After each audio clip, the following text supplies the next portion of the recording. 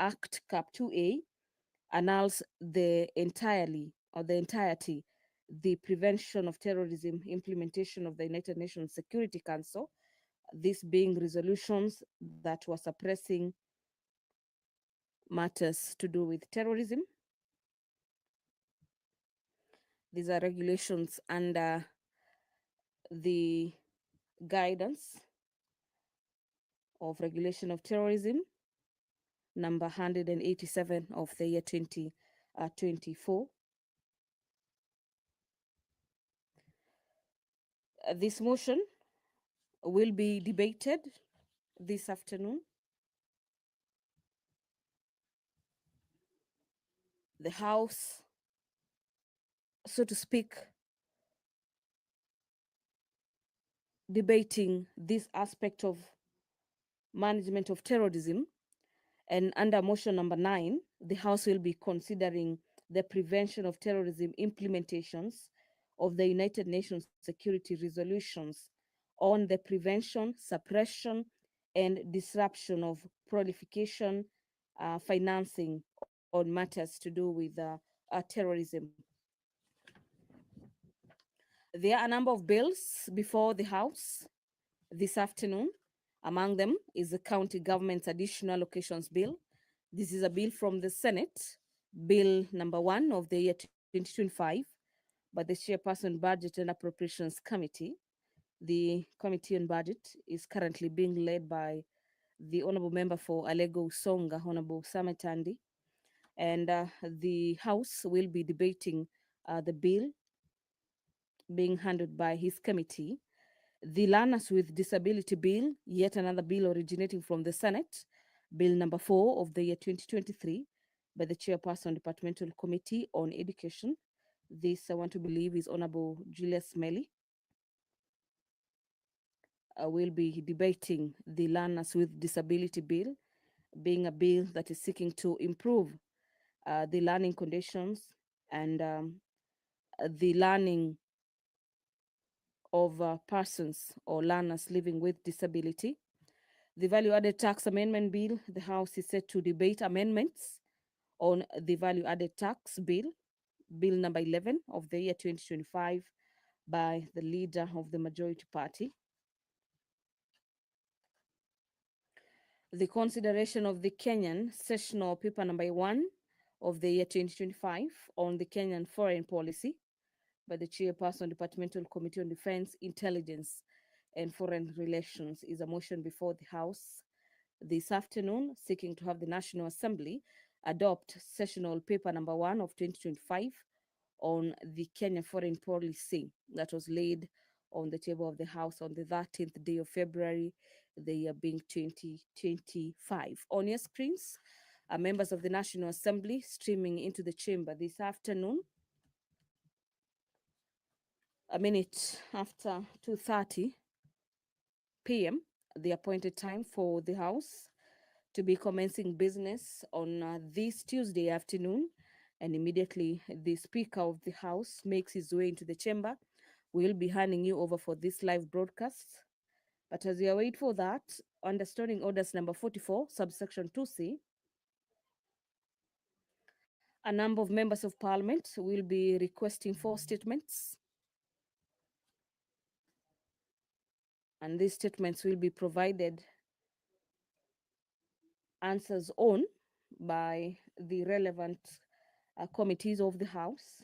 Honorable Daniel Nanok, the MP for Turkana West, will be requesting for a statement on the implementation of Shirika Plan and its effect on the refugees and host communities. And this request for statement on refugee host communities and Shirika Plan will be responded to by the Committee on Administration and Internal Security. Equally, the Committee on Internal Security will be handling yet another statement from Honorable Engineer Zambia, this being the MP for Kilome.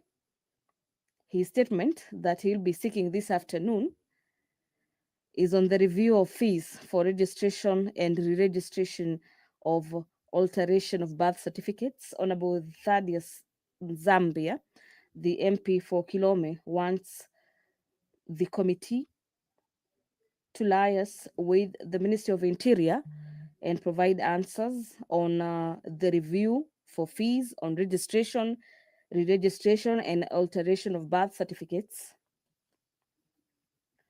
Honorable Abdi Ali, the Member of Parliament for Ijara, will be seeking for a statement this afternoon on the attack on herders in Kirunjo area in Hulugo Ward in Ijara constituency by KDF officers. The request for statement by Honorable Abdi Ali, the Member of Parliament for Ijara, on the attack on herders in Kirunjo area in Ijara constituency.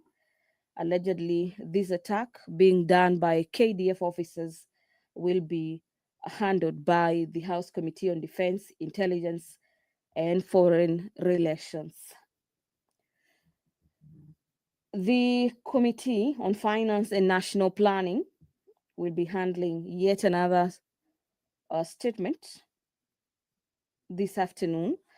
This request for statement is by Honorable Susan Ngugi. This is the county MP for Tharaka Nithi County on stalled payment of pension for former councillors. Honorable Abdul Haro, the Member of Parliament for Mandera South, will be requesting for a statement on the status of representation of ethnic communities in the appointments in the public service. These appointments range from the financial year 2022-2023 and 2023 and 2024. The status on the representation of ethnic communities, on how different Kenyans from various ethnic communities have been appointed in the Public Service Commission or through the Public Service Commission, is a statement that will be sought by MP for Mandera South, and the answers in regards to ethnic distribution of appointments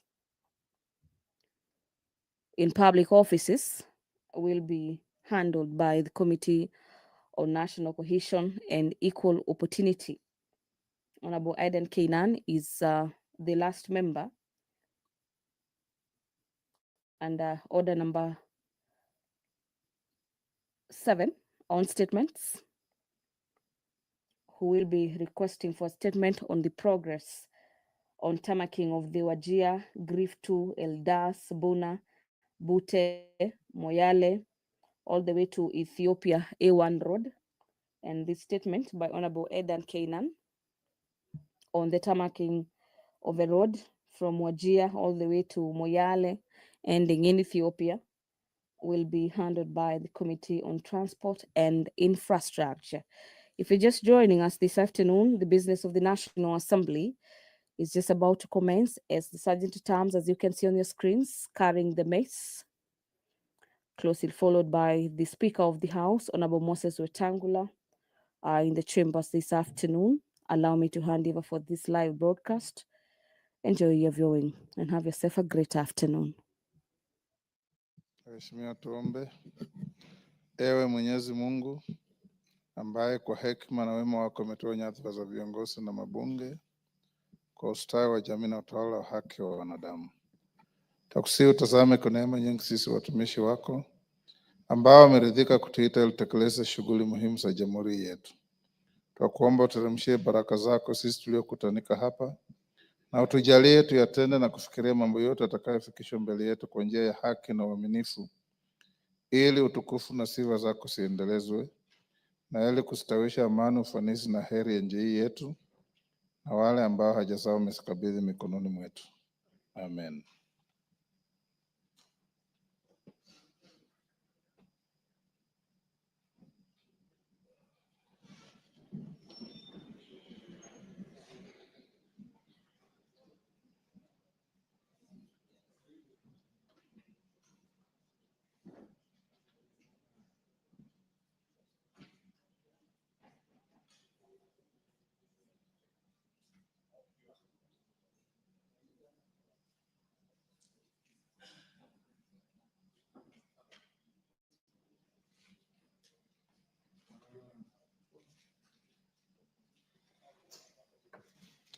Sergeant, ring the quorum bell.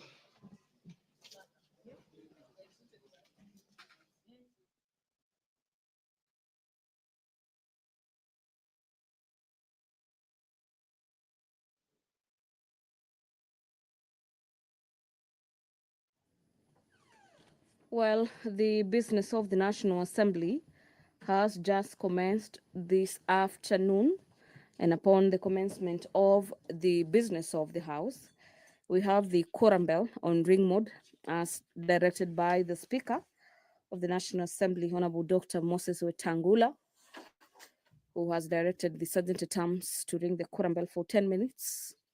And this directive on the quorum bell ringing for 10 minutes is guided by the House standing orders upon the commencement of the House. As we await for members of Parliament to make their way into the chamber this afternoon, allow me to take you through the businesses in the order paper. The signals from the chamber indicate the quorum has been achieved. Allow me to hand you over.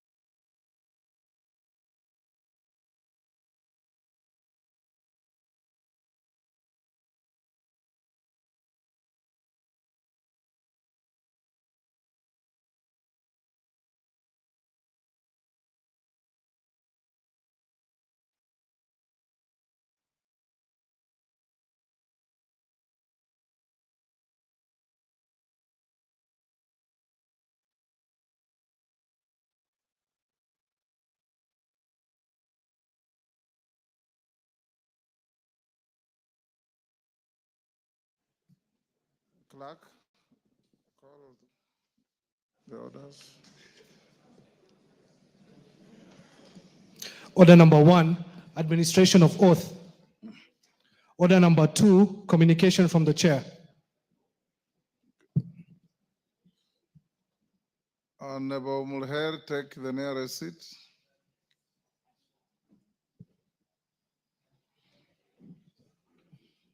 Honorable members, I have a statement, a short one, on the demise of His Holiness Pope Francis, the 266th Pope of the Roman Catholic Church. Honorable members, pursuant to Standing Order 259D1, I wish to report to the House the demise of His Holiness Pope Francis, the Supreme Pontiff of the Roman Catholic Church. I do so with profound sadness as we all solemnly reflect on this passing on of the Pontiff, which occurred on Easter Monday, 20th April 2025, at his residence in the Casa Santa Mara at the Vatican. As members of Parliament, we join the global community in mourning a shepherd of extraordinary humility, compassion, and conviction. Born George Mario Bacololio on 17th December 1936 in Buenos Aires, Argentina, Pope Francis was the son of Italian immigrants and grew up in a modest household. He was initially trained as a chemist, but later answered the call to priesthood and joined the Society of Jesus Jesuits in 1958. He was ordained as a priest in 1969 and rose through the ranks, with distinction serving as provincial superior of the Jesuits in Argentina and later as the Archbishop of Buenos Aires.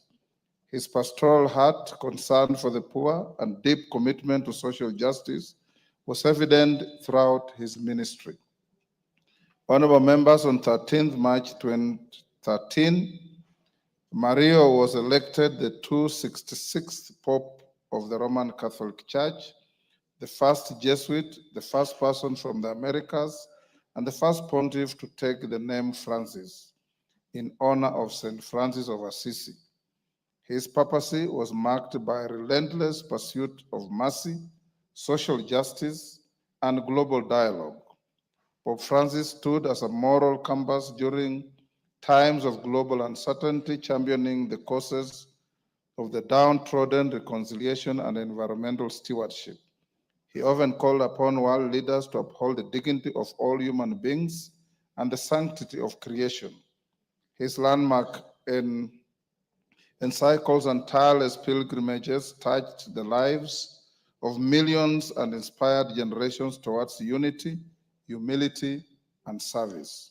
Honorable members, the late Pope Francis will also be remembered for his reformative vision within the church, his efforts to modernize and humanize church doctrine, and his outreach to youth and future generations. In Kenya, his legacy remains visible through strengthened interfaith relations, charitable missions, and spiritual guidance to millions of faithfuls.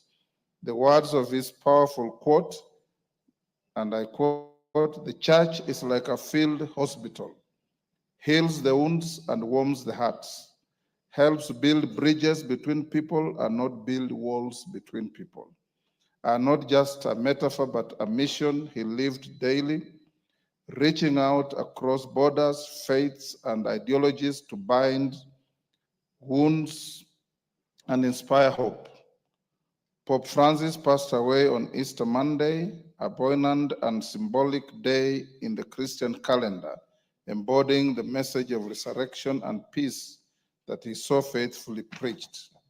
Honorable members, to the Catholic faithful around the world and in our own country, including yours truly, we offer our deepest condolences. We honor his legacy and we pray for the repose of his soul. May his life messages continue to guide leaders, nations, and people towards justice, humility, and compassion. As the world mourns his colossal loss, honorable members, let us be reminded by his example of the enduring power of servant leadership and the call to build bridges and not walls. May his soul rest in eternal peace. And I now ask you to be upstanding.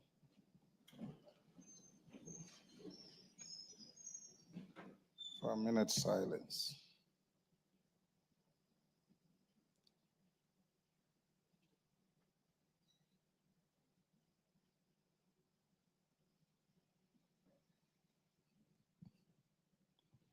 May the soul of Papa Francisco rest in eternal peace. Amen.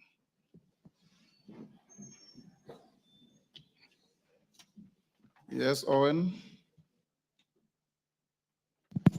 Honorable Speaker, thank you very much. Honorable Speaker, I want to join you and the rest of the Catholic faithfuls and in the globe to mourn the passing on of a great man, a great pontiff, a man who taught the world that building bridges was a better thing in the world. Honorable Speaker, that message of Pope Francis should resonate in the world, and that everybody should pick it, because as we live in this world, we need each other and we need one another to build a more cohesive and beautiful world.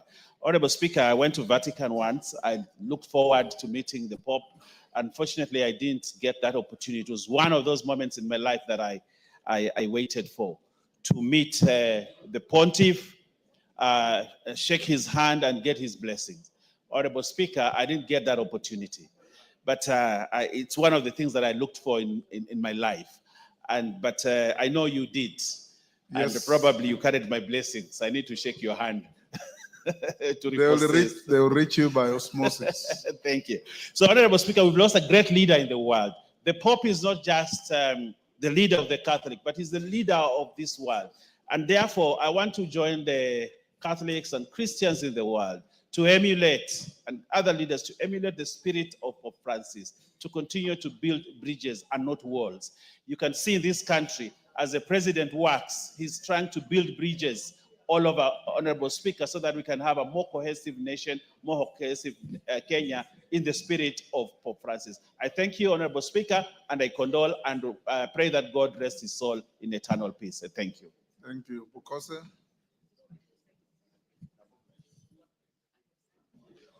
Thank you, Honorable Speaker.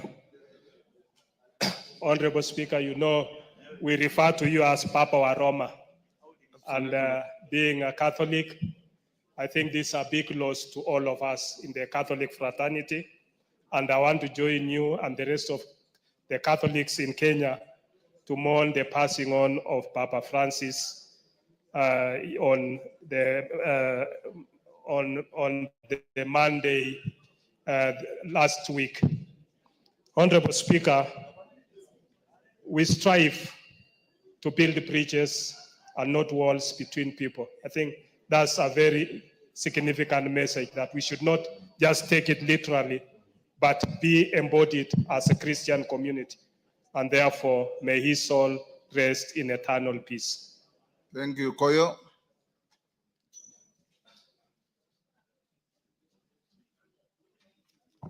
Thank you very much, Honorable Speaker, for giving me the opportunity to send my condolences to the fallen Pope.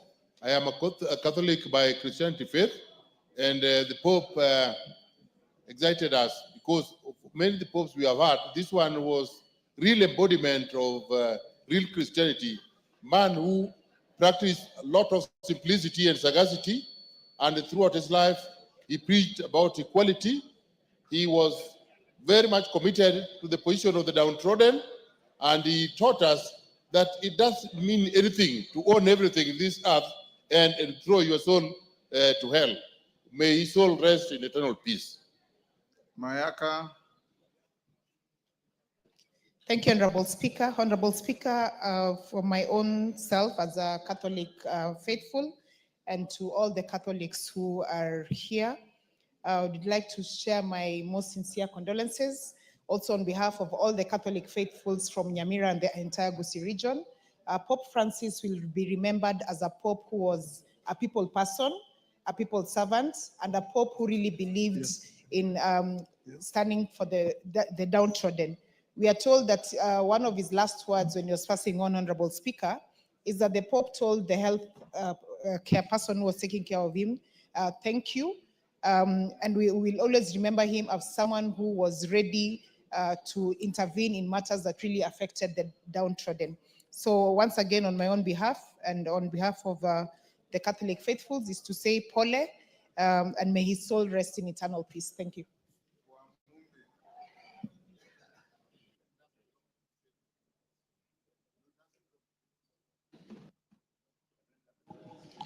Thank you, Mr. Speaker. Mr. Speaker, I'm not Catholic, but I have friends who are Catholic, the likes of Father Ben from Karatina, Father Kamwaro, Father Kimani, and the rest. I join them, Mr. Speaker, to send my condolences following the passing on of Papa Francis, a humble man we all should emulate, and we offer our condolences to the entire Catholic fraternity, Mr. Speaker. Mr. Speaker, I hope now that for the 267th election, it's my hope that we will get an African Pope. Thank you, Mr. Speaker.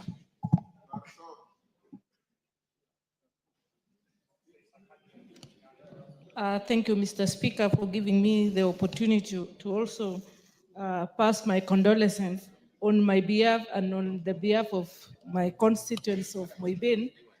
The Pope, the late Pope, was a very inspirational person.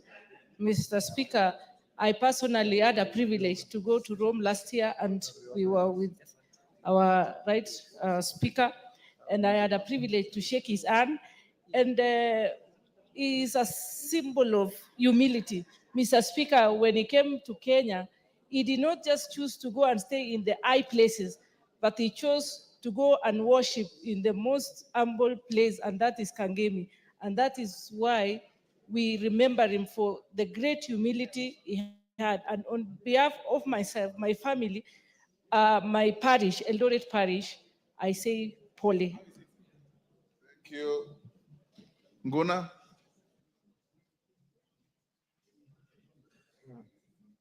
Thank you, Mr. Speaker. Mr. Speaker, I would like to join our colleagues and also the Catholics across the world to convey my deepest sympathy to the entire Catholic Church, the family and friends of Pope Francis. Mr. Speaker, you recall very well last year I was with you in Rome, Vatican, and we visited Pope, and that was my third time to meet Pope and shake his hand, Mr. Speaker. I noticed he's a very good man who championed actually climate justice, and he was a man full of humility, love of humanity, and the world reforms, Mr. Speaker. On behalf of the people of Mwingi West and my family, I would like to say that let Papa Francis rest in eternal peace. Amen. Murugara. Thank you.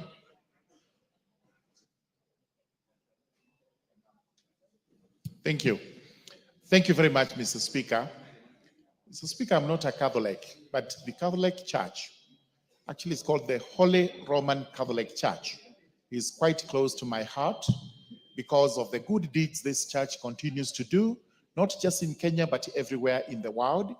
And this is a very solemn occasion when we have to mourn the passing on of the leader of the church, His Holiness the Pope. Mr. Speaker, Pope Francis will be remembered for his humility, his love for the poor, and the justice to everybody. And most importantly, is the way he went around doing his work, and especially when he visited the country. We were privileged and honored because it is not usual to have the Pope here. I remember him for the last thing he did for this country and for our people from the greater region of Meru, Tharaka Nithi and Meru counties, because our bishop has just retired or is about to retire, and he appointed another gentleman who actually shares a name with me, Father Jackson Murugara, to become the bishop of the Diocese of Meru. Another great gentleman who is very humble, is very a humble person who actually carries himself just in the character of Father Pope Francis. May the soul of this great man rest in everlasting peace. Martin? Thank you, Mr. Speaker. On behalf of Ndewa community, and most of them Catholics, and on my behalf and family, Mr. Speaker, one thing I admire the Pope, and I want to say the power of humility and service. He served to the last minute, even when he was ill health. That should be admired. May the Lord Almighty comfort all the Catholic faithfuls and emulate what Pope was really practicing. Thank you, Mr. Speaker. Daud? Thank you, Mr. Speaker. Mr. Speaker, I wish to convey my condolences together with my constituents of North Imenti and the Diocese of Meru to the whole fraternity of the Catholic Church. Mr. Speaker, the Catholic Church, we have, from my parents, we have dealt with the Catholic Church for over 70 years in Meru County and the larger Meru County, the Tharaka Nithi as well. So I wish to give my condolences. And Pope Francis was a uniting figure. He went to the other religions as well, worked well with the Muslim religion as well to cooperation and all the other for peace and that. So may God rest his soul in eternal peace. Thank you. Mutunga? Thank you, Honorable Speaker. Honorable Speaker, on my own behalf and on behalf of the people of Tigania West, I stand to eulogize with all the Catholic fraternity, Honorable Speaker, for the loss of the hand of the church. Honorable Speaker, I have friends in the Catholic Church. I may not be a Catholic, but I have friends like the newly inaugurated Diocesan Bishop Murugara. Honorable Speaker, also we have Father Kinoti, Father Clement, and others, Father Machali, and so on, who are really good in their work and doing a great job to develop this country. Father Speaker, Honorable Speaker, Father, the Holy Pope was integrative. was not only integrated, was a humble person. His humility spread across. When he visited Kenya, he did not just sit with the Catholics, he sat with all denominations. And he was able to integrate to show that when it comes to matters going to heaven, it takes everyone. The root doesn't matter. What matters is being right with God. Honorable Speaker, on behalf of my people, I do eulogize with the Catholics and pray that his soul rests in eternal peace. Thank you. Pasaris. Thank you, Mr. Speaker, for giving me an opportunity to convey my deep sorrow and profound gratitude as I join the faithfuls around the world in mourning the passing of Pope Francis, a shepherd who led with humility, courage, and boundless love. Pope Francis showed us that faith and conscience are not at odds, but together are a path to authentic discipleship. He reminded us that the heart of the gospel is mercy, justice, and dignity of every person. As someone who believes that conscience is sacred and that love must always be our guide, I found Pope Francis to be a true reflection of Christ's compassion. Today we give thanks to the Almighty for his life, his teaching, and his witness. May his soul rest in eternal embrace of the God we serve so faithfully. May we honor his memory by knowing that love is stronger than judgment and inclusion is deeper than fear. Mr. Speaker, I've seen a lot of people on social media, the ones who have no respect, actually painting a picture that shows that they have no respect for a man who lived with God and ruled over 2 billion people as a spiritual leader. By putting Raila's image and putting Raila in pop clothes, I think that is so disrespectful. I want to tell our Gen Zs out there are those of you who stand for certain values, and we respect you for your values, but do not allow those values to be undermined by those who have no respect. You should have respect for Raila Odinga, and you should have respect for the 2 billion Catholics, and you should have respect for the Pope, who has not even been laid to rest, and you use his death as a mockery. It's something that you should be ashamed of. So let us hold each other with respect and dignity, because if we fail to do that, then you are actually a lost soul. We need to actually honor the people that we have in this world that do good. And Raila Odinga is one of them, and our Pope is another. And there are many others like that. So please, let us have respect and decorum when we are mourning somebody of such high astute and respect across the globe. Thank you, Mr. Speaker. Namwar.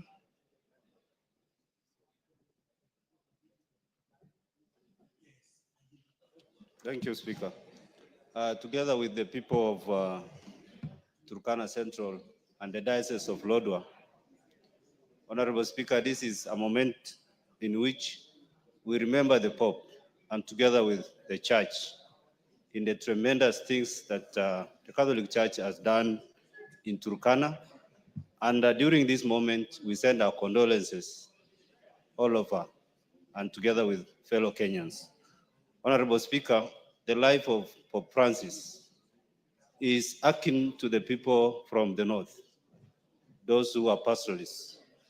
And when Pope Francis accepted to take very menial jobs, like being a bouncer, he was able to understand the challenges that people, the human beings, go through. Honorable Speaker, he lived by it. And when Pope was able to travel, even to Asia, to countries in Europe, he was able to identify with the poor.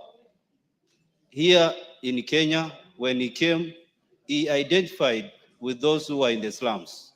In fact, he advocated for the housing improvement. He even advocated for good neighborliness and love for those who are poor. And he was able to say, those who live in slum areas are able to exhibit the attributes of Jesus.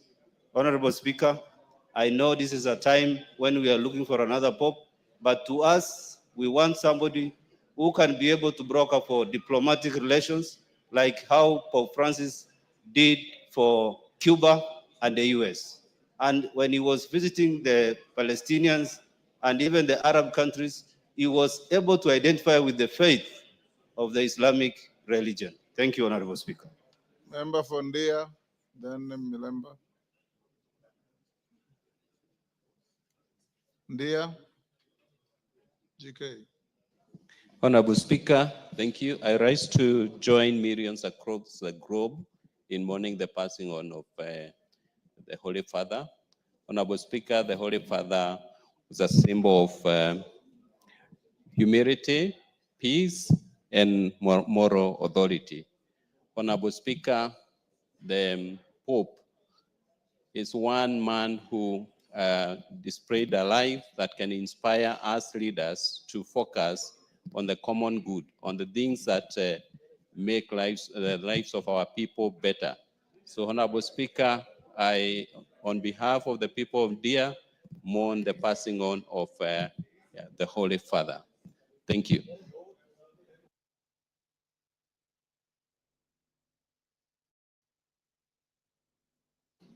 Thank you, Honorable Speaker, for this chance. Let me take this opportunity to join the rest of ourselves and yourself to actually stand with all the Christians around the world, especially the Catholics, and say Paul for the loss of Pope Francis.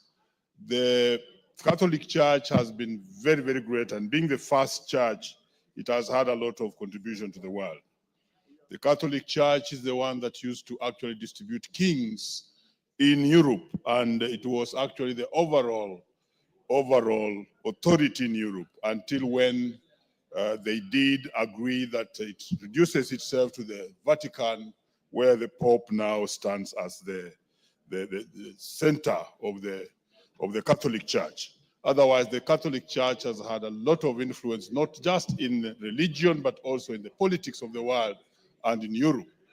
In Kenya here, the Catholic Church has been very great in coming early to establish some of the first schools in this country, including Alliance High School and other schools, which have done very well. And indeed, the Catholic Church was a founder of education before the government went ahead to actually take over education. So on behalf of the people of Emuhaya and the Catholics of Emuhaya, especially Kalira, where I have a school that is being sponsored by the Catholic Church, I want to actually stand with those Catholics as they mourn the loss of Pope Francis. Thank you, Honorable Speaker. Can we end here? For those who profess the Catholic faith, I will be going to the residence of the nuncio to sign the condolence book on Thursday at 9 a.m.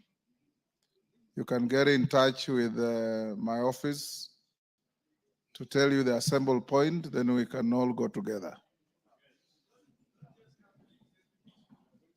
Even you can come. When your spiritual leader passed on, we eulogize the same way here. So those who profess the faith and their friends on Thursday at 9 a.m. Pardon? Okay, next order. Before we call the next order, honorable members, allow me to acknowledge Chemilil Sugar School from Horoni, Kisumu in the public gallery. And in the speakers gallery, we have a delegation from the Parliament of Ghana. I wish to introduce to you 3 staff from the Parliament of Ghana who are seated in the speakers gallery. The officers are on a week-long benchmarking visit to Parliament, collaborating with our Directorate of Finance and Accounting to gain insights into best practices in expenditure tracking, resource mobilization, and other critical aspects of public financial management. Honorable members, on my behalf and that of the National Assembly, I welcome them to the House of Parliament and wish them fruitful engagements. In Ghana, they say midase. Thank you. Koyo.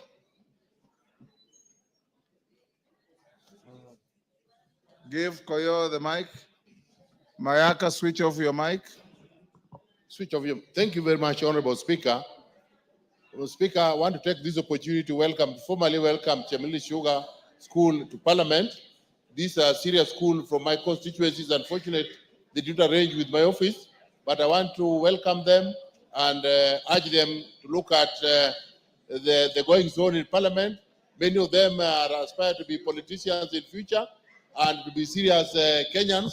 So please take care, look at what is happening, and when you go back home, you now learn the ropes of what you intend to be in future, and learn to be responsible Kenyans. You know, I'm there for your help. This is a private school, but I've been of help to them when the company was not doing very well. I've been sponsoring many of them who excel to various secondary schools and high schools. Please feel welcome and thank you. Thank you. Next order. Order number 3, messages. Order number 4, petitions. Order number 5, papers. Majority Leader. Owen. Thank you, Honorable Speaker. Honorable Speaker, I beg to lay the following papers on the table of the House today, Tuesday, April 22nd, 2025. Honorable Speaker, if you allow the Honorable Osoro, the Sairo, and to either go out, go to the chamber, and speak from there. They're distracting me. Starting order 1. Thank I you. allow you to use the speaker's recess room for your lobbying. Thank you very much, Honorable Speaker. Let me take that again, Honorable Speaker. The following legal notice.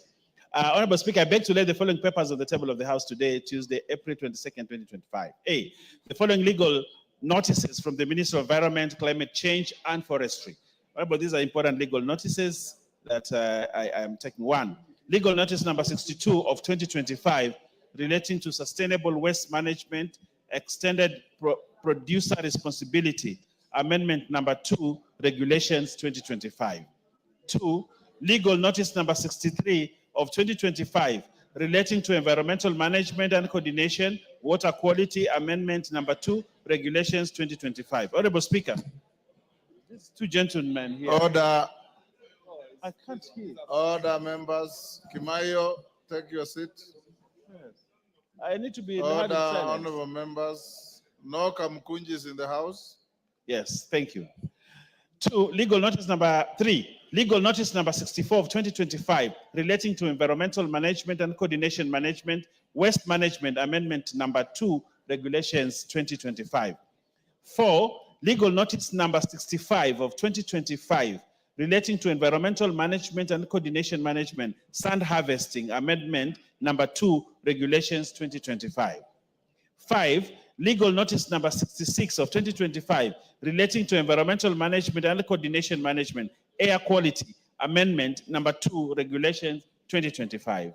6, legal notice number 67 of 2025 relating to environmental management and coordination management, deposit bonds, regulations 2025. And 7, legal notice number 68 of 2025 relating to environmental management and coordination, access to biological resources and benefit sharing, regulations 2025. B, 55th monetary policy statement for December 2024 from the National Treasury and Economic Planning. C, the Kenya Power and Lighting Company PLC audited financial statements for the year ended 30th June 2024. D, reports of the Auditor General and financial statements for the year ended 30th June 2024 and certificates therein in respect of 1, Agricultural Finance Corporation, 2, Central Rift Valley Water Works Development Agency, Chama cha Uzalendo, Coast Development Authority, Commodities Fund Staff Mortgage and Car Loan Scheme, Dedan Kimathi University of Technology, Egerton University Investment Company, Egerton University, Iwaso Nyiro South River Basin Development Authority, Financial Reporting Center, 12, Fund for Africa Private Sector Assistance Project, FAPA AFDP, grant number 5700 155 00 3553, Kenya Electricity Transmission Company Limited. 13, Government Investment and Public Enterprises Revenue Statements, the National Treasury. 14, Higher Education Loans Board. 15, Institute of Human Resource Management. 16, Jomo Kenyatta University of Agriculture Enterprise Limited. 17, Jomo Kenyatta University Agriculture Industrial Park Limited. 18, Jomo Kenyatta University of Agriculture Noodles Limited. 19, Kenya Corporate Board. 20, Kenya Deposit Insurance Corporation. 21, Kenya Development Corporation. 22, Kenya Leather Development Council. 23, Kenya National Innovation Agency. 24, Kenya Off-Grid Solar Access Project, COSAP, SNV credit number 6135, KE, State Department for Energy. 25, Kenyatta University Teaching and Referral and Research Hospital. 26, Kirinyaga University. 27, Maendeleo Democratic Party. 28, Management and Supervision Fund, State Department for Cooperative. 29, Masai University. 30, NAC Kenya Party. 31, National Cereals and Produce Board Staff House Mortgage Scheme. 32, National Exchequer Account, the National Treasury. 33, National Ordinary People Empowerment Union. 34, National Youth Council. 35, Office of the Controller of Budget Staff Retirement Benefit Scheme. 36, Office of the Registrar of Political Party Staff Mortgage and Car Loan Scheme. 37, Party of Independent Candidates of Kenya. 38, Party of National Unity. 39, Policy Holders Compensation Fund. 40, Privatization Authority. 41, Pwani University. 42, Receiver Revenue Statements Development, the National Treasury. 43, Rift Valley Institute of Science and Technology. 44, Rural Electrification Scheme, Kenya Power and Lighting Company PLC. State Department for Gender and Affirmative Action. 46, St. Lawrence Egoji Teachers Training College. 47, Staff Mortgage and Car Loan Scheme, Kenya Deposit Insurance Corporation. 48, Tambash Teachers Training College. 49, the Nyeri National Polytechnic. 50, Ubuntu People's Forum Party. 51, Unclaimed Assets Trust Fund. 52, United Party of Independent Alliance. 53, Wiper Democratic Movement. And 54, Honorable Speaker, Youth Enterprise Development Fund. Honorable Speaker, I beg to lay. Thank you, Owen. Chairperson, Departmental Committee on Defense, Intelligence, and Foreign Relations. Bashir, is your chairman here?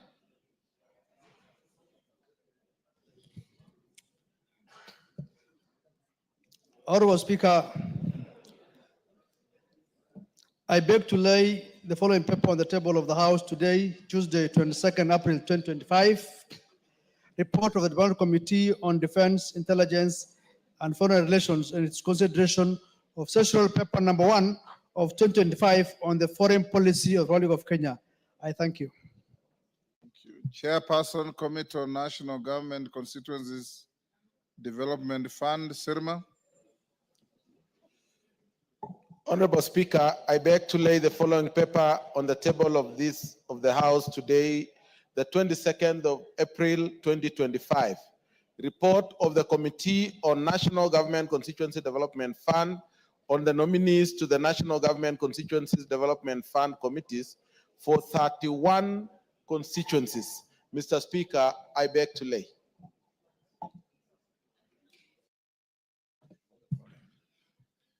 Thank you. Next order.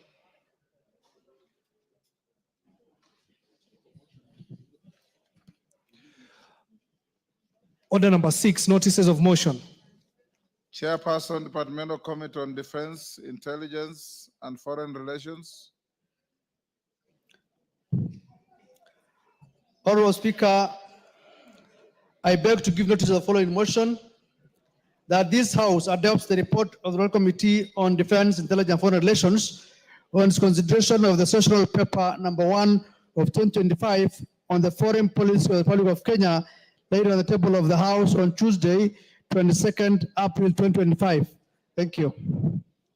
Chairperson, Committee on National Government Constituencies Development Fund, Sirma. Mr. Speaker, I wish to give notice of motion to nominees to 31 National Government Constituency Development Funds Committee's report. Honorable Mr. Speaker, I beg to give notice that this House adopts the report of the National Government Constituency Development Fund for 31 constituencies laid on the table of the House on Tuesday, 22nd of April, 2025, and pursuant to the provisions of Section 43(4) of the National Government Constituency Development Fund Act, Cap 414A, and paragraphs 5, 2, and 10 of the National Government Constituency Development Fund Regulations, Cap 414A, approves the list of nominees for appointment to the following 31 constituency committees of the National Government Constituency Development Fund. 1. Awendo, Baringo North, Bumula, Changamwe, Emuhaya, Fafi, Garsen, Hamisi, Igembe Central, Kacheliba, Kiambu Town, Kipipiri, Kisumu Central, Kisumu East, Kitui East, Kitui South, Kitutu Chache North, Kitutu Chache South, Kuresoi South, Lunga Lunga, Machakos Town, Malindi, Manyata, Narok East, Narok North, Navokolo, Tigania East, Ugenya, Uriri, Wajia North, and Undanyi. Mr. Speaker, I wish to move. To give notice, sorry. Next order. Order number 7, questions and statements.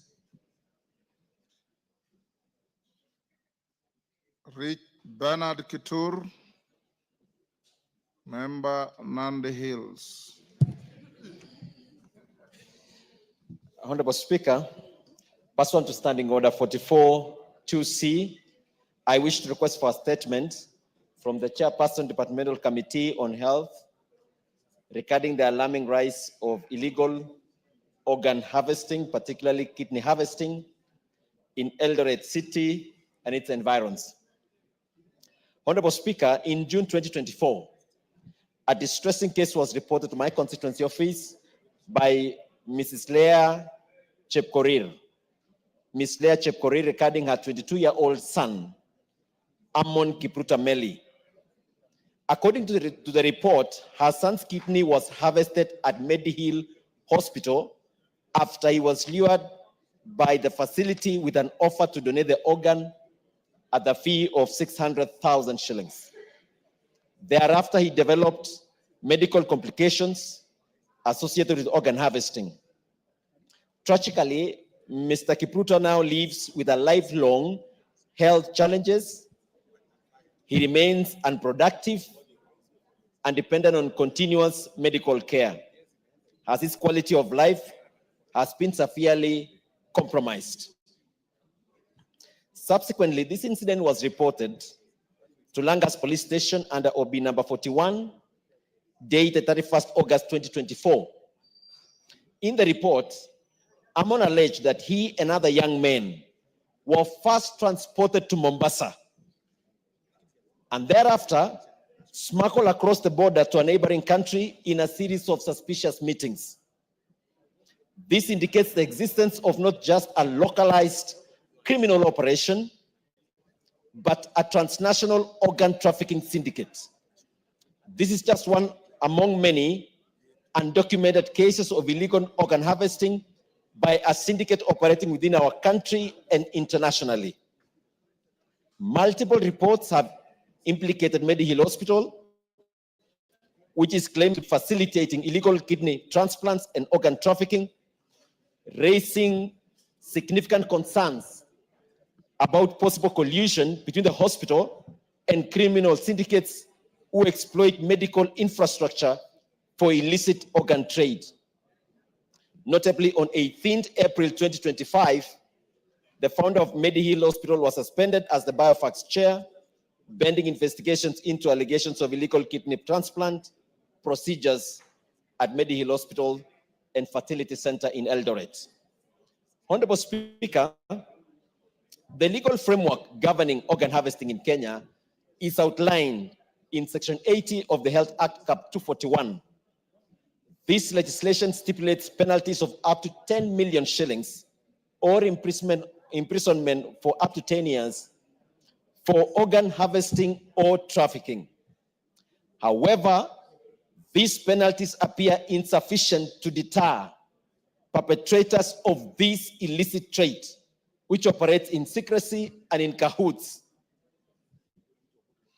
with international syndicates. Honorable Speaker, it is against this background that I request for a statement from the Chairperson, Departmental Committee on Health, addressing the following. Number one, the current status of investigations regarding the case of Amon Meli, reported at Langas Police Station. Number two, the scope and status of investigations into the allegations of illegal kidney harvesting by Medihill Hospital. Number three, the measures being implemented to ensure compliance with ethical standards and national laws reported regarding organ donations and transplants by healthcare institutions. Number four, a report on the identity and activities of both local and international criminal syndicates involved in illegal organ harvesting, including strategic initiatives undertaken to dismantle these networks. Number five, the protective measures being implemented to safeguard vulnerable populations from illegal organ trade. And number six, the comprehensive support framework established for victims and survivors of organ harvesting, including compensation, medical care, and counseling services, along with specific rehabilitation programs currently in place or planned for implementation. Mr. Speaker, this is a statement that I addressed last year, November 28th. And again, it has been appearing in the media. You have resurrected it, and that is about all. Thank no you. more. Chairman Health, can you bring a response within the first week after recess? Mr. Speaker, this is a matter that's important, and we will endeavor to bring the report within the period you have indicated. Thank you. Mr. Speaker. Daniel Nanok, Turkana West. Thank you, Honorable Speaker. Honorable Speaker, pursuant to the provisions of Standing Order 44-2C, I wish to request for a statement from the Chairperson of the Departmental Committee on Administration and Internal Security regarding the implementation of Shirika Plan and its effect on the refugee host communities.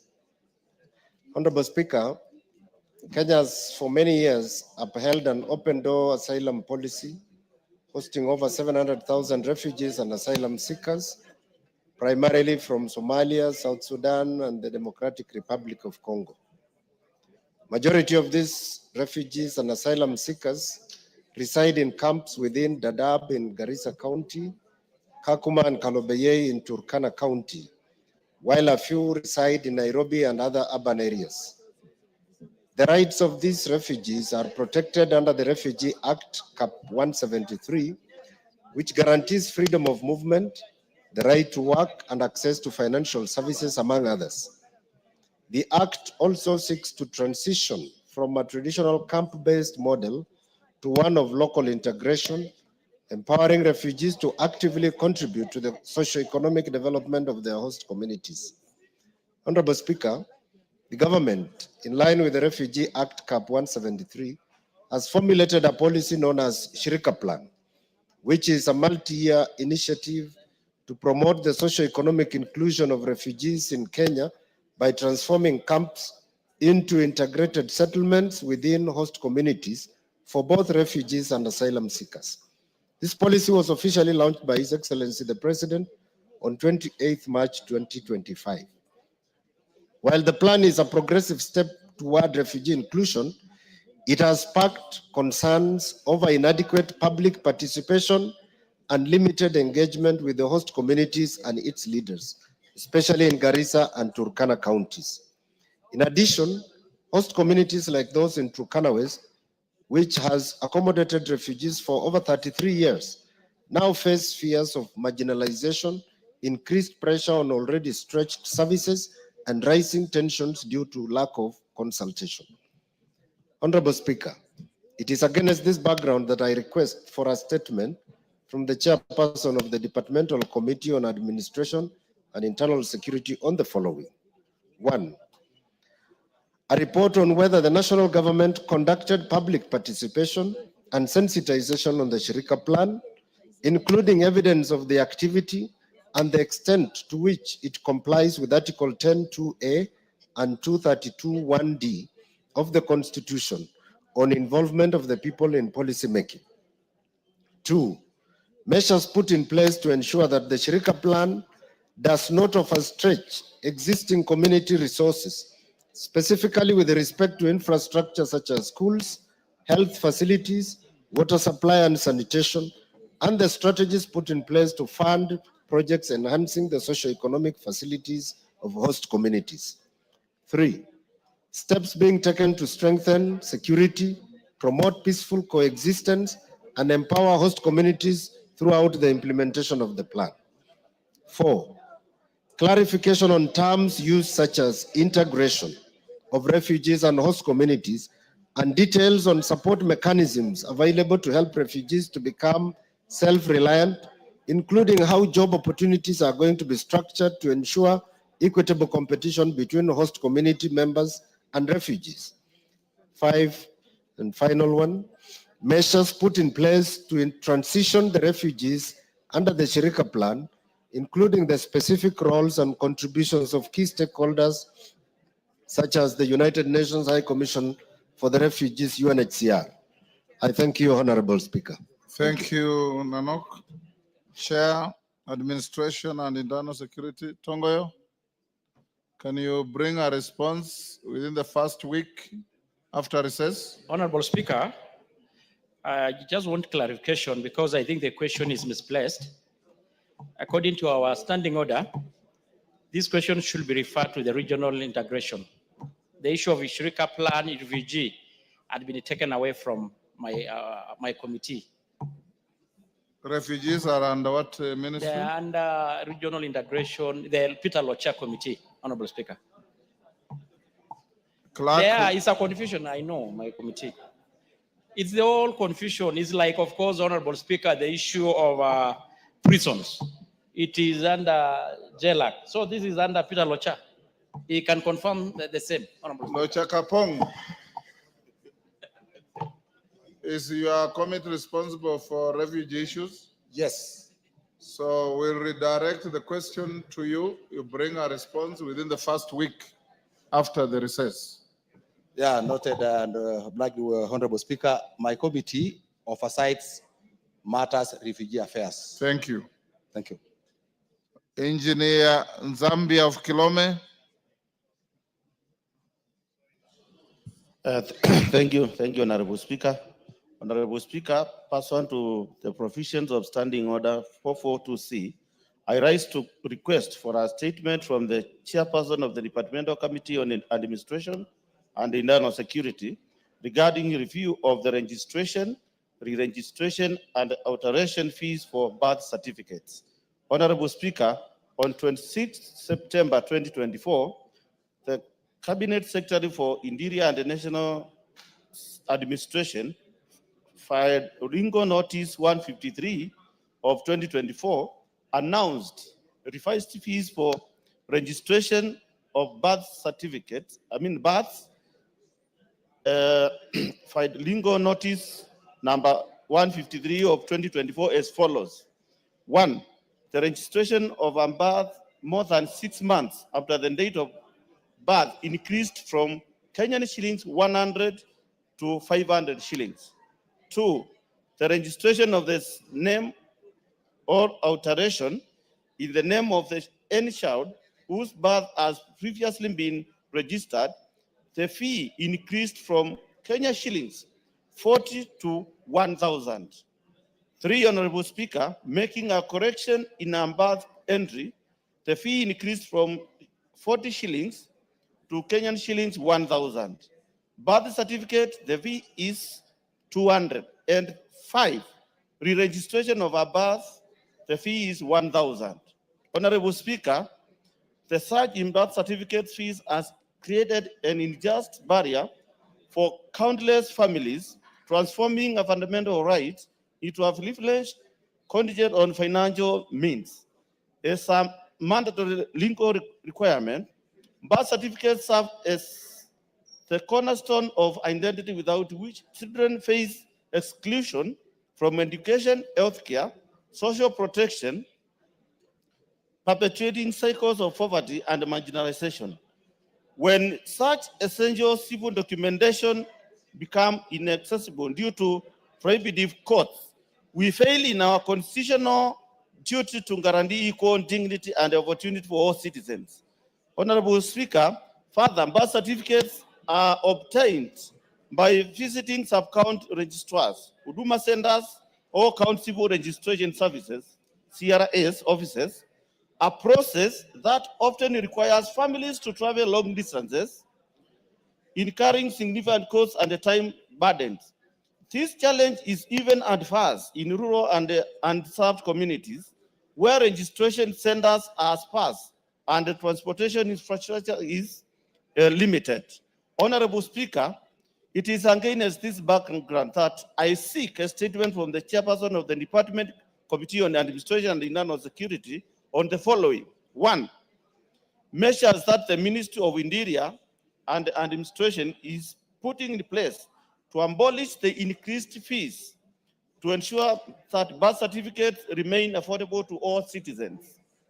2, Honorable Speaker, plans put in place by the Ministry to prioritize further decentralization of registration services, expanding mobile registration units, and leveraging digital platforms like eCitizen to streamline the applications and minimize fiscal travel requirements. Number 3, Honorable Speaker, steps being taken by the Ministry to facilitate the implementation of Section 7.2 of the Children Act of 2022, which provides that every child has the right to be registered in the registrar of birth immediately after birth, in accordance with the Birth and Registration Act, Cap 149. I thank you, Honorable Speaker.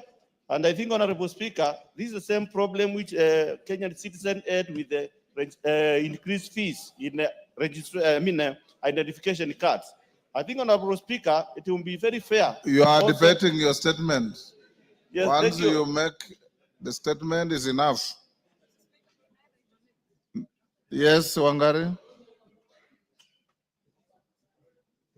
Thank you, Mr. Speaker, for allowing me to ride on Honorable Zambia's statement.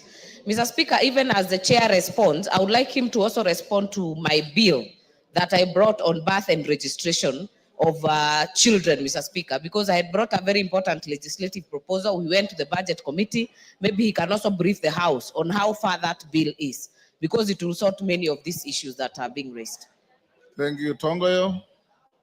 First week after recess. Yeah, Honorable Speaker, I can able to deliver first week as you directed after recess. But Honorable Speaker, I just want also to ride on what Wangare had talked about her bill. It is a very important bill. It is speaking to this. And I think I'm sure it's going to help us address such issues. Thank you. Also, Honorable Speaker, kindly, I think as much as we also address the issue of birth certificate, it's good to appreciate. Order, Majority Whip. The work of the whip is not to whip violently. Thank you, Honorable Speaker. So, Honorable Speaker, I was just saying that as much as we also need to sort a statement on this and a response, we should appreciate the issue of the ID. You know, the Honorable member is the same member who did ask the issue of fees of the ID card, which the President had waived so far. On the same note, Honorable Speaker, you know, I did promise this House, I did commit last week that we were to sit down, call the CS to address the majority of the members' questions and statements. And I want to report that we had a very successful session, almost 2 hours. and we managed to exhaust about 11 questions, which I will probably tomorrow able to table on the floor of the House. Very good. Thank you, Honorable Speaker. Thank you. Abdi Ali Abdi Ijara.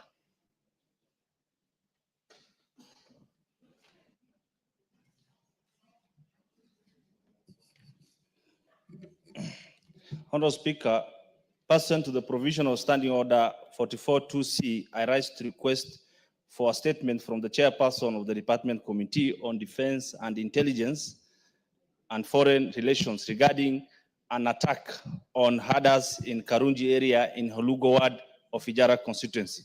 Honorable Speaker, on March 23rd, 2025, a tragic incident occurred when officers of the Kenya Defense Forces, Special Forces, specifically the Long Range Surveillance Unit, LRS, ambushed and attacked a group of unarmed herders who had entered the fringes of Boni Forest in search of pasture for their livestock. The herders' move was necessitated by a severe drought crisis affecting the region, forcing them to seek alternative grazing areas for their livestock.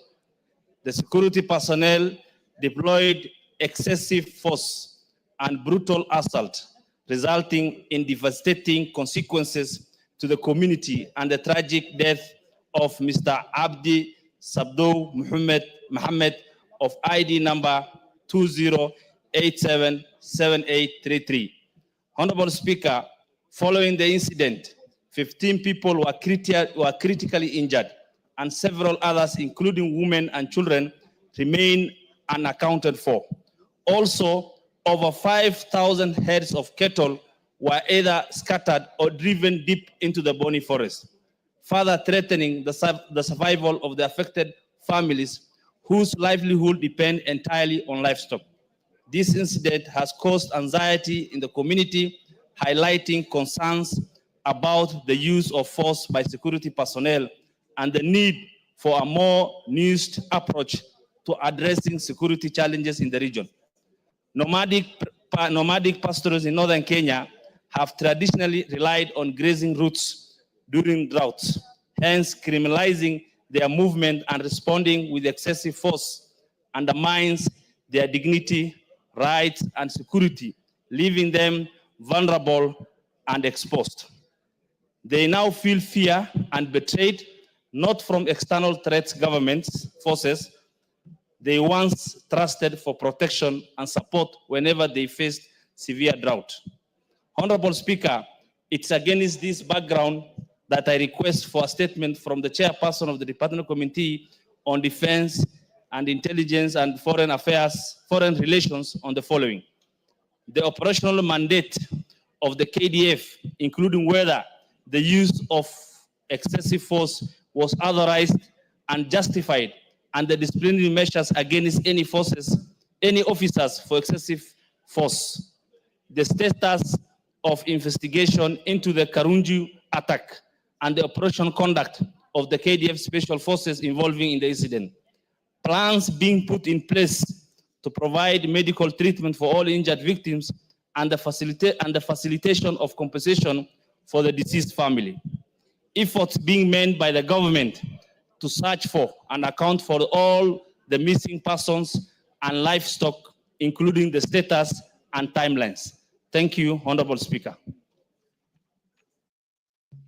Yes, nominated member Harun, you can joyride on that. Thank you, Speaker, for giving me the opportunity to comment on the matter. The KDF issue in our communities has become a serious crisis. Just last week, I brought a statement on the same where Abdullah Yusuf was killed by KDF in 2019. It took us a long process to even strip him off the military privilege to bring him to a civilian court.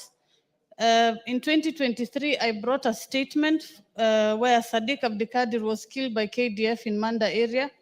We equally have a crisis from the KWS who are in the communities, especially in Balambala area, Danyere. So we are wondering, on one side we have KDF, on another side we have the KWS. We are still dealing with Al-Shabaab.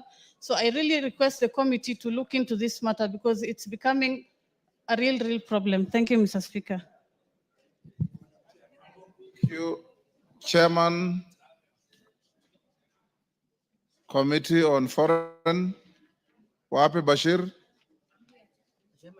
Yes, you are in that committee. Yes, Mr. Speaker. Bring a response first week after recess. Much obliged. Abdul Haro, Mandera South.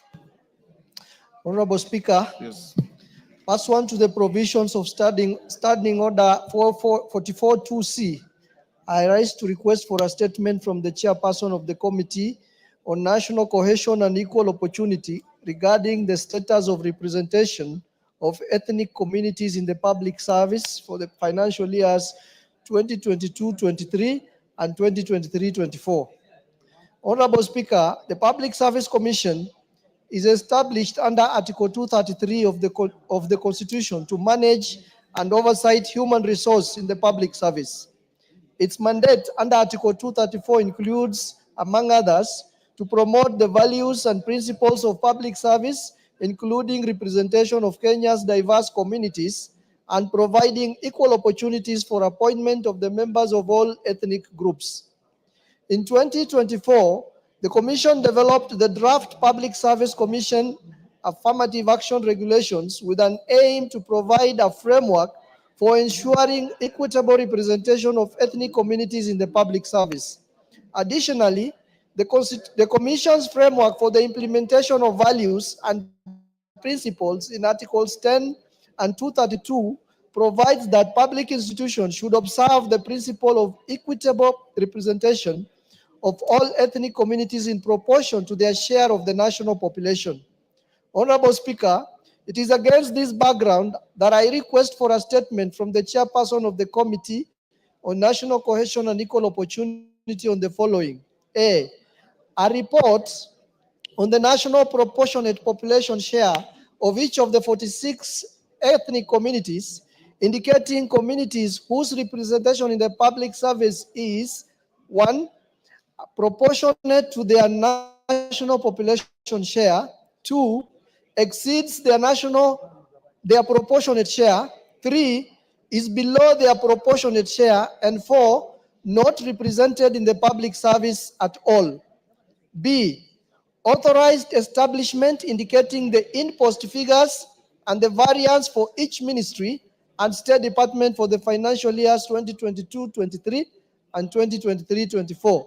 C.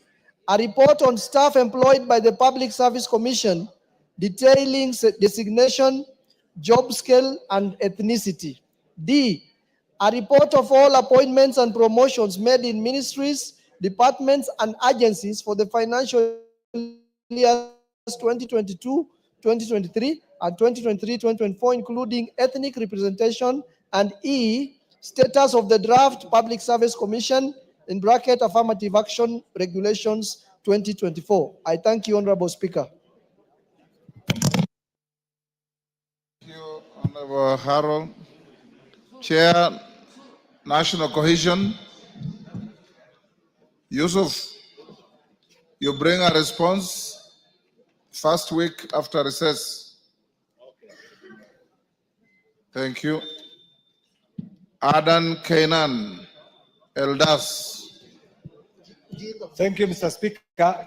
Honorable Speaker, pursuant to the provisions of Standing Order 44.2c, I rise to request for a statement from the chairperson of the Departmental Committee on Transport and Infrastructure regarding the progress made in tarmacking of the Wajir, Griftu, Eldas, Buna, Bute, Moyale, Ethiopia Road, that is A14, in the National Trunk Road managed by Kenya National Highways Authority, Kenya. Honorable Speaker, this road, the Wajir, Griftu, Eldas, Buna, Bute, Moyale, Ethiopia Road, is part of the A14 designated International Trunk Road, Mr. Speaker. And this A14 runs through northern Kenya, connecting Wajir to Moyale border, and also facilitates cross-border connection to Ethiopia for a distance of approximately 545 kilometers. Mr. Speaker, The Wajir Grifto Elders, Buna, Butte, Moyale, Ethiopia Road has the potential to unlock the transformative potential, which includes reducing logistics costs for business, strengthening supply, and chain resilience, Mr. Speaker, and fostering regional development. Mr. Speaker, such strategic investment not only bridges isolated communities to a national and continental markets, but also positions Northern Kenya as a gateway to the Pan-African trade, aligning with the vision of African continental free trade areas. Mr. Speaker, vision of seamless continental connectivity. Mr. Speaker, this road, the Ethiopian side, was done in 1974, and I'm sure you're aware of the history. Mr. Speaker, a robust road network serves as the backbone of the economic transformation, catalyzing trade expansion, border integration, and equitable regional development. Mr. Speaker, Ethiopia has reportedly successfully completed its section of the road connecting Moyale to Addis, transforming this critical border link into a powerful driver of regional integration. Mr. Speaker, the upgraded corridor now facilitates seamless trade and movement between Kenya and Ethiopia, significantly reducing transit times and cost. However, on the Kenya side, Mr. Speaker, tarmacking of the road from Wajir to Moyale is yet to be commenced. Mr. Speaker, the completion of this strategic road infrastructure will not only strengthen bilateral relations, but also unlock new opportunities for economic collaboration, fostering growth across the East African region and beyond. Honorable Speaker, it's against this background that I seek a statement from the chairperson of the Departmental Committee on Transport and Infrastructure on the following. The current status of funding, planning, and implementation of the tarmacking of the Wajir, Griftu, Elders, Buna, Butte, Moyale, Ethiopia Road, that is the A14 International Track Road managed by Kenya, including specific timelines for its commencement. B+2, Mr. Speaker, plans put in place to fund this project, particularly under the Horn of Africa Gateway Project or any other development initiatives, and details of the funding commitments, Mr. Speaker. And Mr. Speaker, finally, also the measures put in place to fast track the tarmacking of this critical corridor to ensure its timely completion and maximize its economic and regional integration benefits. I thank you, Honorable Speaker. Thank you. GK, Chair, Transport and Infrastructure.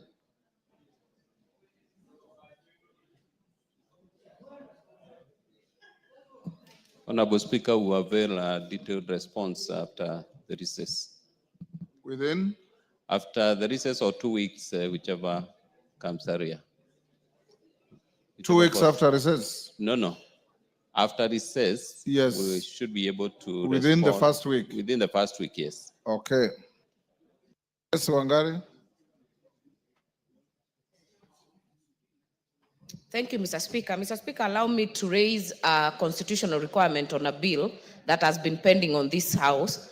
Article 113 of our Constitution clearly spells out that mediation committees should finish their job within 30 days, Mr. Speaker. The Gambling Control Bill, number 70 of 2023, Mr. Speaker, has been in abeyance since last year. Maybe you can help me to guide the majority and minority leaders to ensure that that mediation committee is either disbanded or is redone, Mr. Speaker, so that we deal with this gambling menace as it is. Clerk, check out and give me a brief. Guna, I will give you a guidance tomorrow. Thank you, Honorable Speaker. Password to Standing Order 44-2C. I wish to request for a statement from the chairperson of the Departmental Committee on Blue Economy, Water and Irrigation regarding the circumstances surrounding the delayed execution of service contract of Director General of the Kenya Fisheries Services. Honorable Speaker, the Fisheries Management and Development Act, Cap 378, provides for the appointment of DG of the Kenya Fisheries Services. who is also the Chief Executive Officer of the services. The current Director General was appointed in October 2020 for a period of 4 years, renewable once in line with the provision of the Act. The Kenya Fisheries Services Human Resource Policies and Procedure Manual and the Mwongozo and the Guidelines on the Terms and Conditions for State Corporations 2004. Under the applicable framework, a serving Director General wishing for renewal of contract is required to express interest of renewal by writing consideration to the chairman of the board at least 6 months prior to the expiry of the contract for the consideration and approval of the board.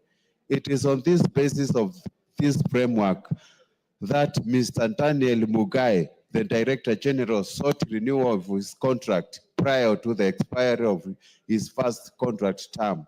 Honorable Speaker, it is believed that during the 26th ordinary session of the Kenya Fisheries Service Board meeting held on 12th of July 2024, the board made an anonymous decision to renew the contract of Mr. Daniel Mugai as the Director General of Kenya Fisheries Services for a second term. Surprisingly, despite the board having sought and received concurrence from the Minister of Mining, Blue Economy and Maritime Affairs through the Cabinet Secretary, who was then acting as the Cabinet Secretary, contract was never executed. Instead, Mr. Mugai was awarded an extension of a period of 6 months, raising concerns on the compliance with the board resolution. Honorable Speaker, it is in the above matters that I seek a statement from the chairperson of the Departmental Committee on Blue Economy, Water and Irrigation on the following. 1, the circumstances surrounding the failure to execute renewal of the contract of Mr. Daniel Mugai as the Contractor General of the Kenya Fisheries Services, despite the approval of the board on 12th July 2024, and the jurisdiction for award of 6 months extension of the tenures.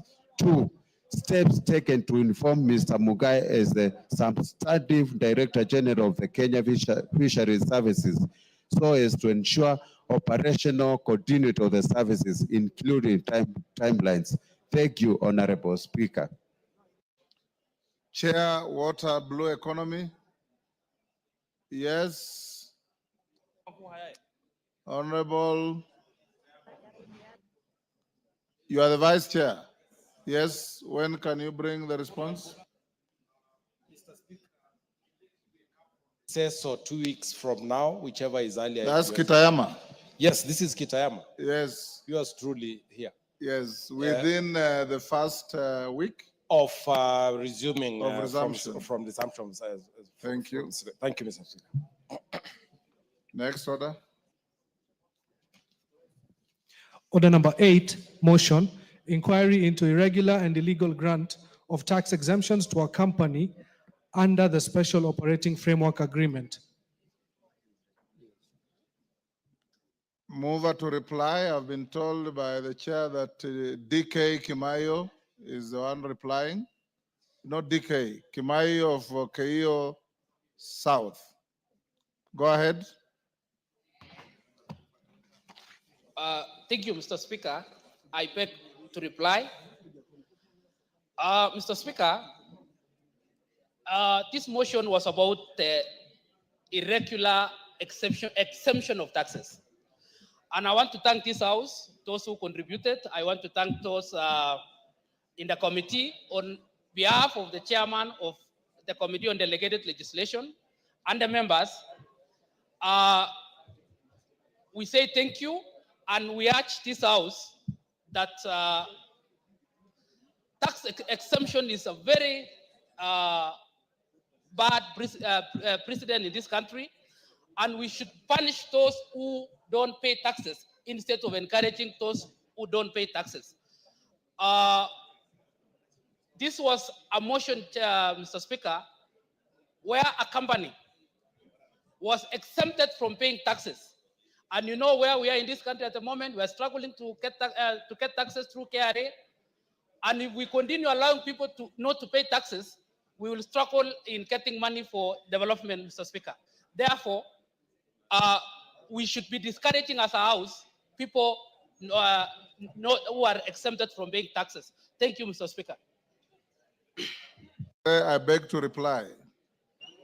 I beg to reply. Thank you, Mr. Speaker. Thank you. Members on their feet, take your seats. Members on the Kibagandi, take your seats.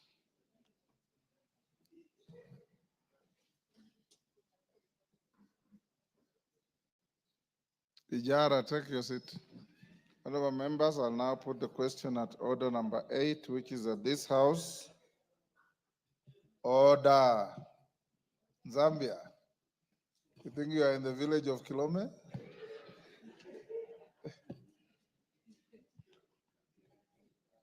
What is Kasalu saying to you to?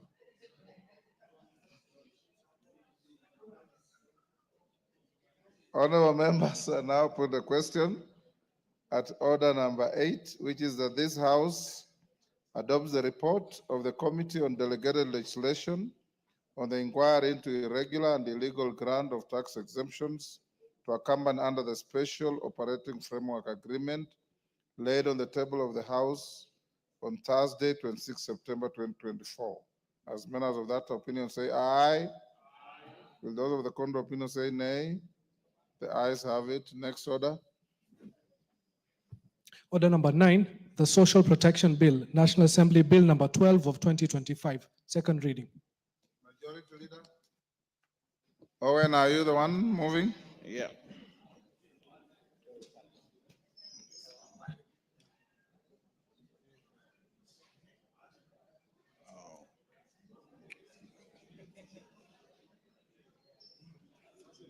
Yeah.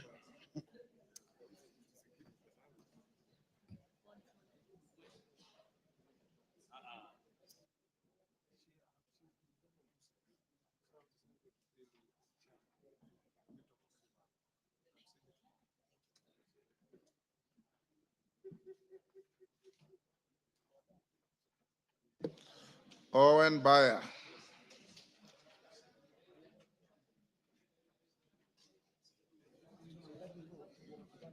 Give me the order, Papa.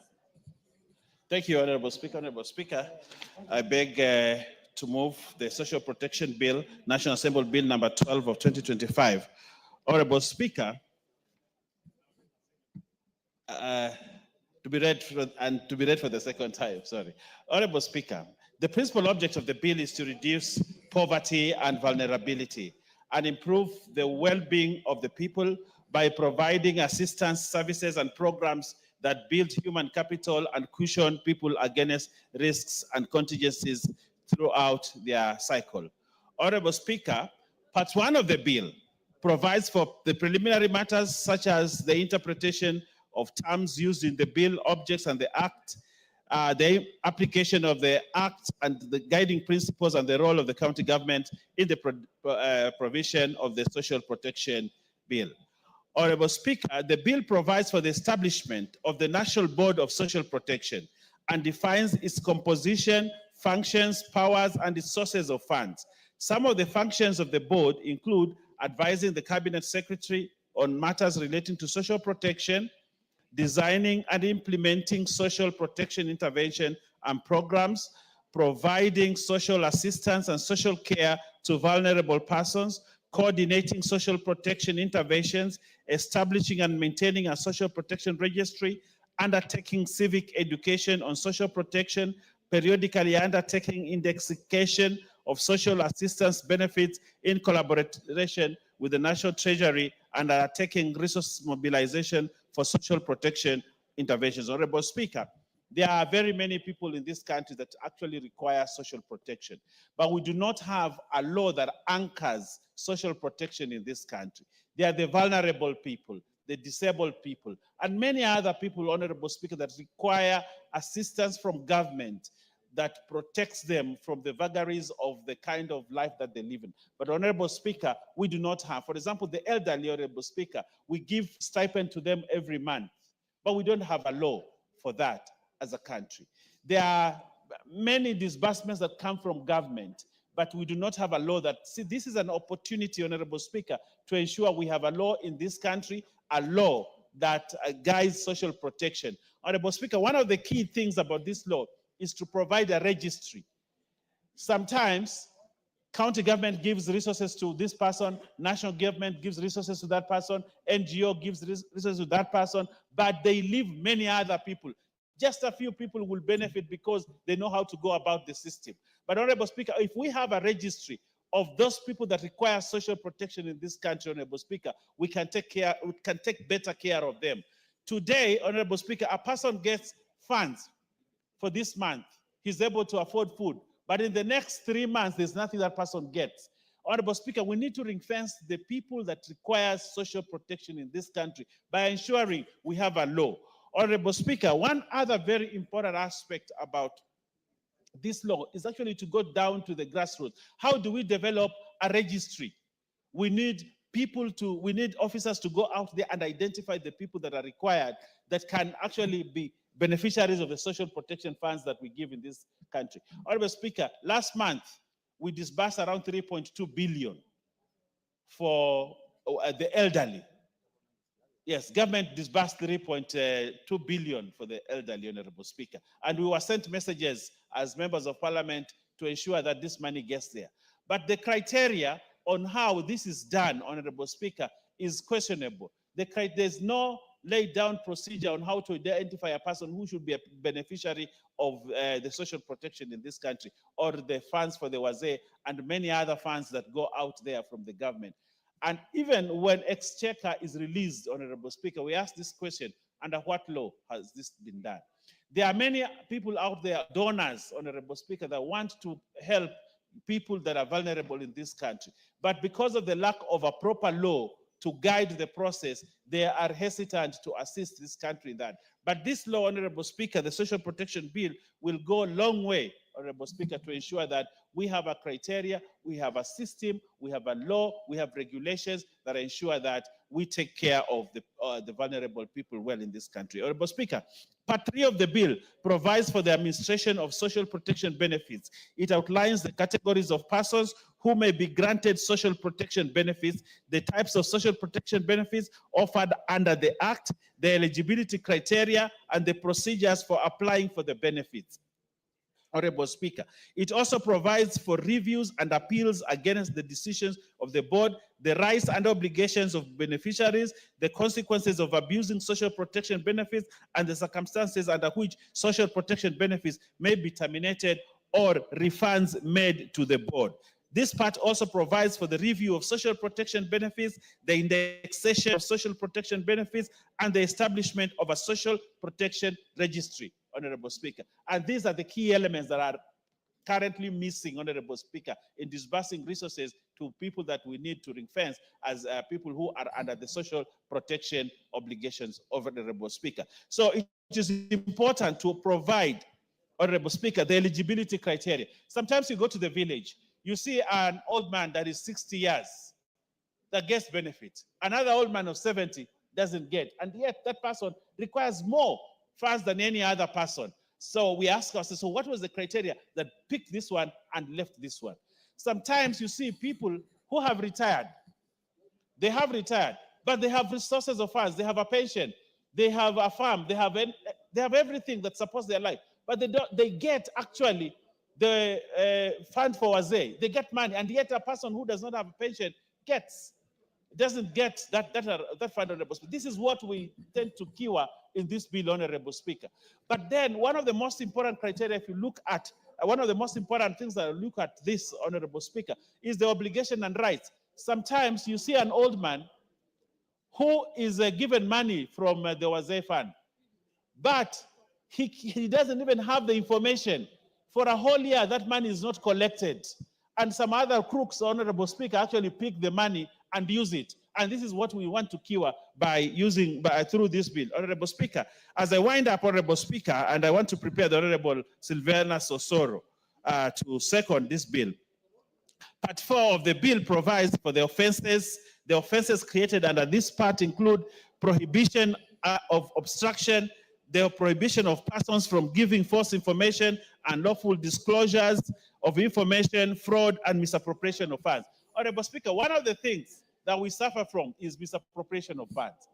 Sometimes this money is given, but a higher percentage is used for administration than the money that goes to the real vulnerable people.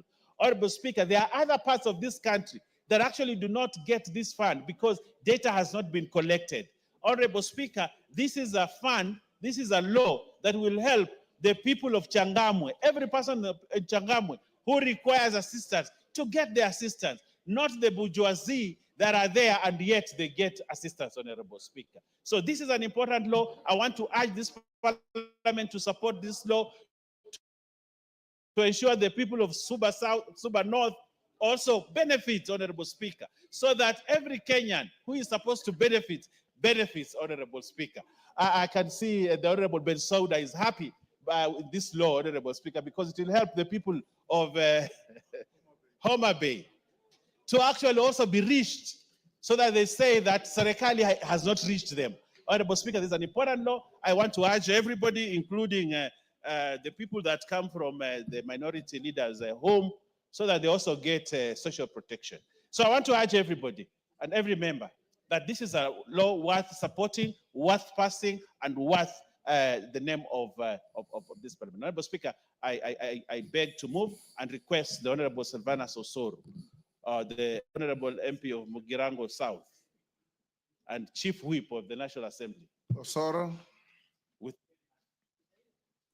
Thank you very much, Honorable Speaker. Honorable Speaker, as I second this particular bill, one thing that should be very clear, and really when one grows or when one is growing, they hardly tell themselves that at some point you'll get old. That in your 30s, you have to know that there is a time you'll be 40, there's a time you'll be 50. Honorable Speaker, when I was a young man, an extremely young man, although you still call me young man, when I was 20, I used to look at people. You are a very young man. Thank you very much, Honorable Speaker. I agree. Honorable Speaker, when I was 20, the people who are 40 used to look very old to me. I didn't know that 40 was just next door to me, Honorable Speaker. And now that I'm also there, I look at people who are 60 as very old. I know soon I'll also be there. I do not know where to classify you, Honorable Speaker, but that is the reality of life. That at some point, people will get to 60, people will get to 70, people will get to 80. And it is the responsibility of government to take care of the elderly. It is the responsibility of a responsible and well-organized and well-structured government, Honorable Speaker, to take care of the people of such a majority age, Honorable Speaker. Because when you get to the age of 70, looking at the economic status of our country and the opportunities that are therein, Honorable Speaker, if the government does not step in to take care of such people, then challenges will happen. And that is why it is important to the issues of health, the universal health coverage, the issue of social protection are very, very vital, Honorable Speaker, as far as this question of the social protection is concerned. Because looking at the jurisdictions that have grown, that have matured, that are progressive, say, for example, the United States, Honorable Speaker, where there is even provision of funds specifically, and even specifically to take care of those old people, Honorable Speaker. They have clinics, they have people that are employed to manage and do all those kind of things, Honorable Speaker, and they pay that, Honorable Speaker. I don't know why the Honorable Assad is, I don't know why, Honorable Speaker, protect me from the Honorable. Speaker, protect me. Honorable Hassan, you're out of order. You can raise the point of information. If the member on the floor is misleading the House, you know what to do. Go on.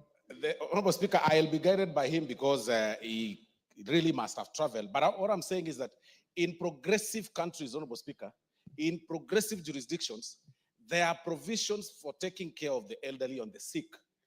And this is the culture that we really must develop here, because looking at the rate at which, of course, the mortality rate of this country, Honorable Speaker, the people who are perhaps in their post-50s tend not to live long because of lack of such provisions, Honorable Speaker, the social protection and such elements. So this bill comes in hand, Honorable Speaker, to create structures on who exactly is supposed to benefit, on the roles the board or the cabinet secretary, those responsible are going to, those responsible should be doing. So it really clears the way for the formation of a well-structured form or format to help in crafting and coming up with a very good structure of settling those people who are in the age of the majority. So, Honorable Speaker, with those very valid remarks, I beg to second. Members on their feet, take your seats.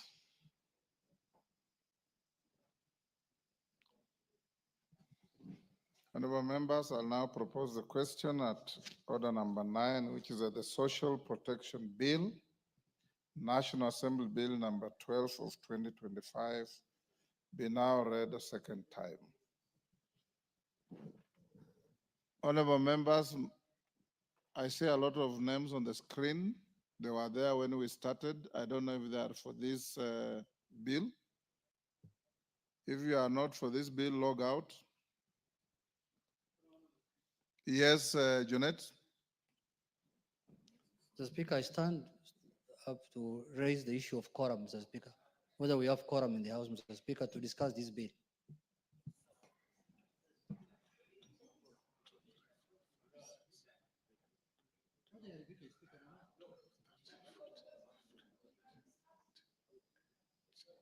Where is the number? What are you repeating? What are you repeating? What are you repeating? What are you repeating? No. There is no bill that will pass in this house going forward. No way. No.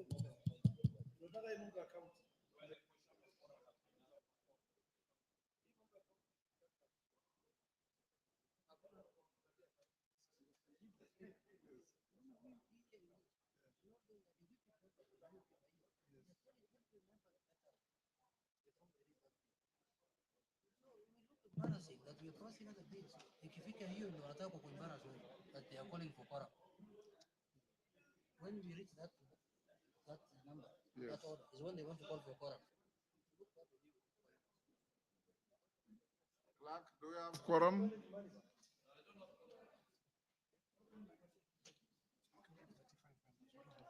Honorable members, we have 35 members. We need 50.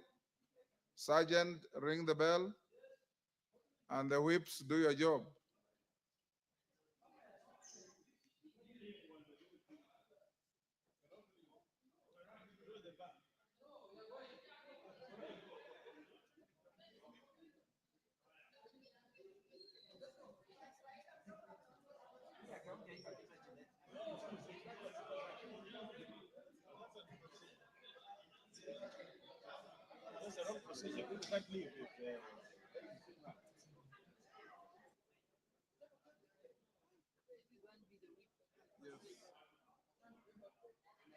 Are you ringing the bell?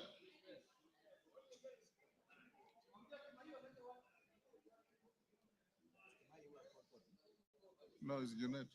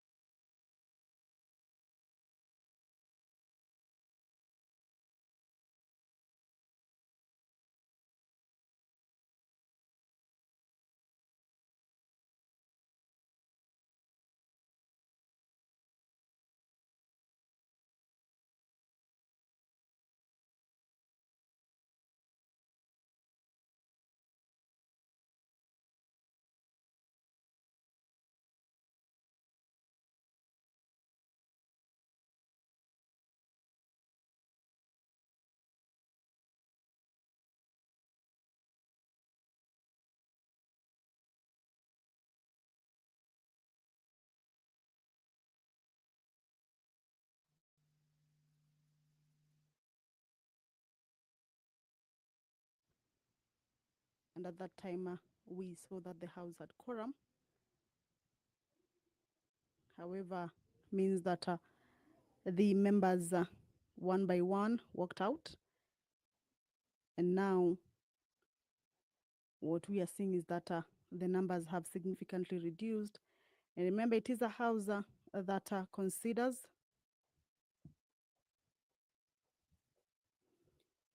and passes laws. So the numbers present need to be a good representation of the public.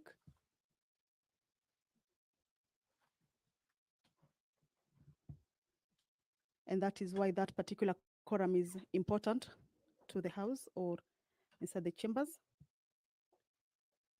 The quorum bell is still on.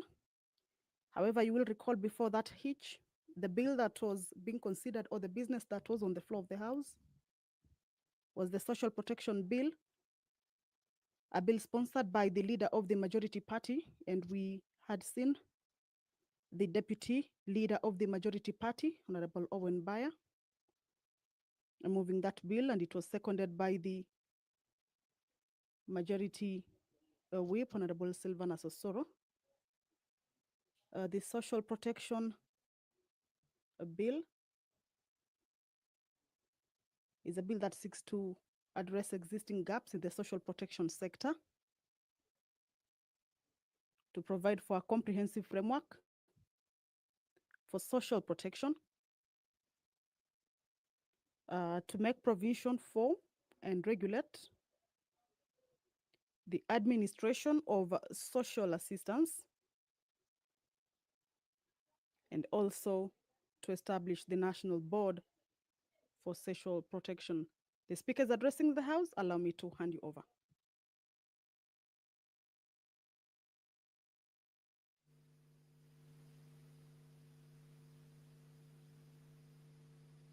Leadership to come to my office in the next 3-4 minutes so that we can consult Baya, Janet, and your team.